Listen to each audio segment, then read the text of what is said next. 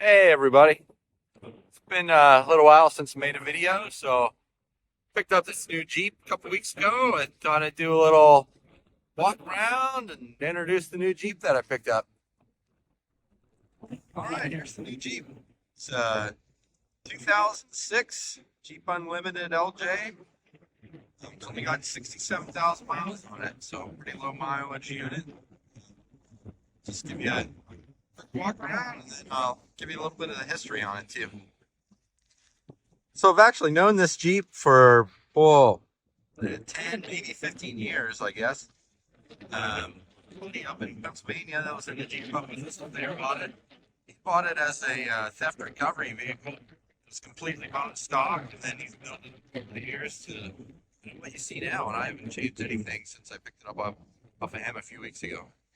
Yeah, so an old buddy Warren, who used to go Jeeping with a lot up in Pennsylvania, he moved down to Texas last year, and he brought the Jeep with him, and he retired. He was getting a little older, and he actually texted me just a few weeks ago and said, "Hey, I'm thinking about selling the Jeep. Not using it down here. It's hard to get in and out of. It's a manual.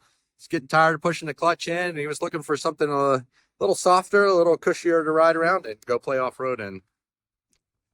So anyway, in our text back and forth, he said he was thinking about getting a side-by-side. And I had a 2021 Kawasaki KRX 1000. Same thing. I had it and really wasn't using it to its fullest potential. And it's actually the most comfortable, softest off-road vehicle that I've ever ridden in. Super plush, comfortable, easy to get in and out of. Really comfortable ride. But anyways, we were texting back and forth. We ended up making a deal and swapping vehicles. He got the Kawasaki, and I ended up with his Jeep LJ. All right, so today is kind of our first outing in the Jeep. Brought it down here to the beach. As you can see, it's kind of a windy, breezy day, but perfect weather for cruising the beach and looking for treasures and beach combing, and brought the fishing stuff, so probably end up wetting the line here in a little bit and see if we can do a little fishing. But I'll dive in now and kind of go into all the upgrades and modifications of the Jeep. As you can see, it's pretty highly modified, so we'll go through everything, do a little walk around, and check it out. All right, so we'll do a little wraparound, wraparound of the Jeep. So, see, it started out as a Jeep Unlimited, which is like a foot longer than your regular Jeep Wrangler. 2006 model, so pretty rare actually. They're limited production run on these. It's got this hard top on it, the full doors. The hard tops are great tops. It comes down, seals off the whole cab and the bed there. Actually makes it pretty comfortable inside. It's not too noisy, and of course it heats up and cools down quickly. Full doors on it. Of course, it's got the roll cage out of an old school CJ8 Scrambler, kind of out of the early 80s. Give it that kind of truck look. And it's actually really useful. As you can see, you got all the fishing stuff, coolers, all the beach stuff in there already. Nice little storage space. Keep everything sealed out from the inside. All right, we'll go ahead and start from the front. You can see it's got a little bit of a lift on it, like a 4-inch something lift, 4.5-inch spring lift. ARB front bumper has been modified, a little extra hoop on it. Smitty built, 10,000-pound winch. But here's where the goodies start, down here. So it's got the rock jock axles, reed knuckles on the outside, chrome molly axle shafts. Front axle's kind of a hybrid. It's high pinion. You can see kind of the goofy diff shape that these axles are known for. It's a Dana 60 center section with 44 outers. Nothing real fancy on the suspension, just standard. I think these are Curry springs and just shocks.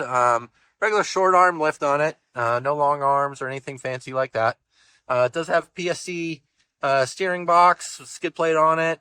It's not set up for, doesn't have hydro assist on it now, but the box is tapped and ready to go if we wanted to add hydro assist.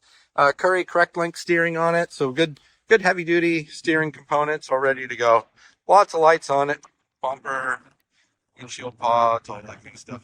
Move back a little bit, you can see the wheels, just regular steel wheels. They're on bead locks right now. They just have this reinforcement ring welded onto them. You could set them up as a bead lock though if you wanted to, but I don't know how much hardcore rock crawling. Kind of same boat. Getting a little older, bouncing on the rocks isn't as comfortable and enjoyable as it used to be. So I think this Jeep might be more of a cruiser for us. Here's the underneath. Got a nice flat skid plate, whole way front to back, underneath the engine, transmission, transfer case. The rock sliders go underneath there a good bit, protect the body and the tub. It does have a little, you can see the 1-inch raised body mounts that just, tucks everything up in there a little bit nicer. Rear axle, same thing. It's the Rock Jock Dana 60. It's a semi-float. So it should be plenty strong enough for this 4.0 6-cylinder. CV drive shaft, Hatton drive shaft in the back. Same thing, short arms back here too. Nice clean unit. Aluminum skid plate on the gas tank there, keep everything protected. This rear bumper is quite a work of art here. It's a big chunk of steel there at the bottom. Spare tire mount on it. The spare tire actually slings out and folds down. So if you want to change a tire, you can fold it down, drop it right down to the ground, take it off the rack, change your tire out, put it back on, and then fold it up. That way you don't have to lift the tire up onto the rack. You can just fold it up and down. It's a pretty clever design he came up with. It's quite a work of art. It looks pretty cool too on the back there. Of course, it's got the backup lights, reverse lights, work off a switch, and toggle those back and on for night, hooking up stuff or just scouting around. Same thing on this side. It's had hard doors on it. Doesn't look like they've ever been off in the Jeep's whole life.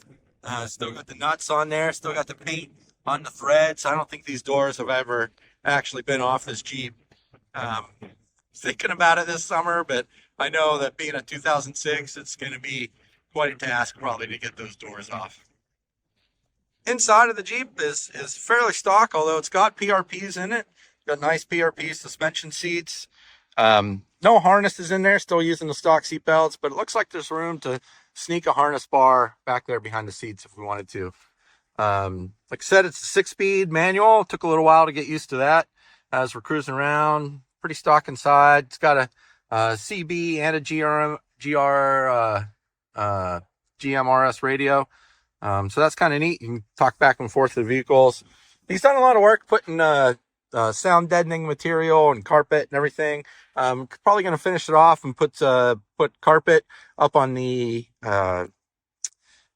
ceiling as well. A headliner in there just to really muffle it out. And then the AC still works, which is really cool down here in Texas. So that'll be awesome in the summer. I'll probably just keep the top and doors on it most of the time as we're cruising around. That way I can take advantage of that air conditioning. All right, well, I hope you enjoyed checking out the new ride, checking out the new Jeep. Really looking forward to having a streetable, modified rig again. We can cruise around the summer, come down here to the beach, head out to the ranch, head out to the deer lease and do a little hunting in it and be able to drive it on the street. So really looking forward to that, just having a Jeep again to be out, be able to cruise and still go off-road. And, it's something nice, reliable. Like I said, it's got heat, air conditioning, and everything, and really looking forward to the summer. So anyway, thanks for checking out the new Jeep. Hope you liked the video. See you again.